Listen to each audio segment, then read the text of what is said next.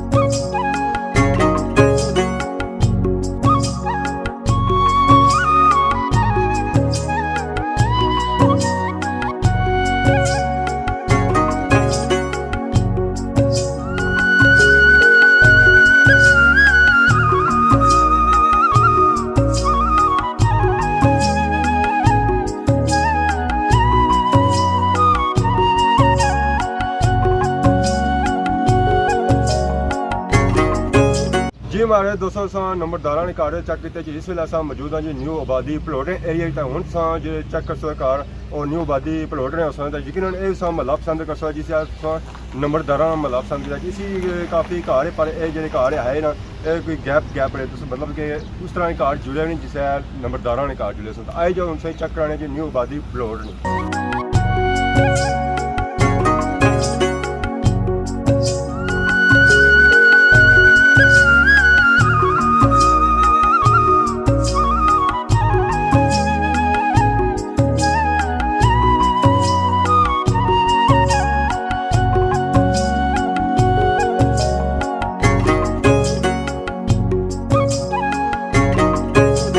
जी हमारे दोस्तों की भलोट इलाका चेक रहा था इस वेले अस मौजूद हाँ जी भलोट व्यू पॉइंट पर इस जगह पर तको है ना तो इस जगह पर आई जाओ तो पता ही असें लगी है कि भलोट सोने कदम ने नीचे है जी साइड पर तुसें नज़र आई रहा उसे जी भलोट पूरा इलाका सो इस जगह नज़र आई रहा उसे जी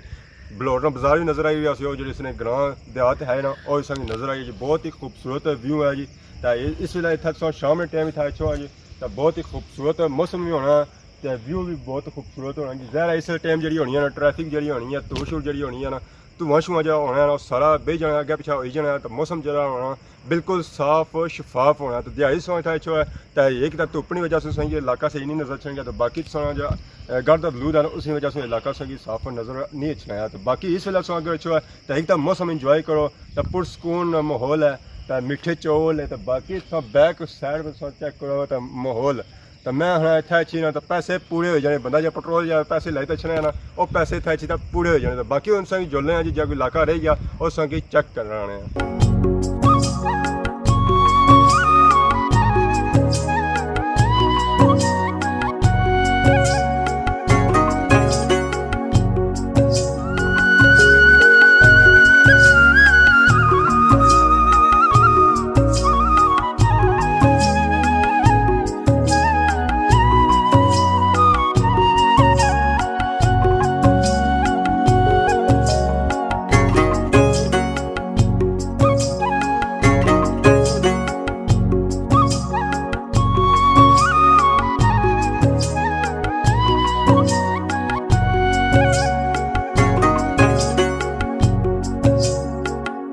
जी हमारे दोस्तों अज ने वीडियो चेक की है जी भलोट पुराना भी चेक किया नवा भी चेक किया पुराना चेक किया नंबरदारा भी टोक चेक की है और न्यू आबादी भलोट भी चेक की है यकीन अज वीडियो पसंद की इस वे अस मौजूद हाँ जी भलोट जो अबाई कब्रस्तान उसी भी मौजूद हाँ जी यह कब्रस्तान है अलियान भलोट कब्रस्तान 2 है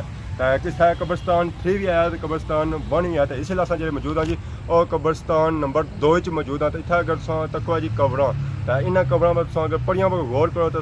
नज़र आई कि किसी पढ़ी पर कोई ना नहीं लिखा ज़ाहिर महसूस ये होना कि कब्रस्तान बहुत ही पुराना है और इन कबरों की निशानदेही हुई है इन कबरों की तैयार किया तो और इसने ऊपर उन्हें पढ़ियाँ लाई हुई हैं और उस पर पढ़िया ने जहाँ जी खाली छोड़ी दी अगर इसकी निशानदेही की बात होनी है कि बंदा निशानदेही करना कि कबर सारे किसी बुजुर्गों नहीं है किसी सारे फैमिली किसी बंदे नहीं है तो फिर इस पर बाद उस पर ना लिखी हो सकता बाकी अस दुआ करने इस कब्रस्तान जितने मदफून है अल्लाह ताला उन्होंने मगफरत में उन्होंने अगला जहाँ चंगा करे और रोज़ क़यामत हज़ूर सल्लल्लाहु अलैहि वसल्लम शफात नसीब फरमाए बाकी सारी इजाज़त है कि सारी खिदमत इस तरह नई नई वीडियो के हाज़िर होने से तब तक दियो इजाज़त फी मान अल्लाह।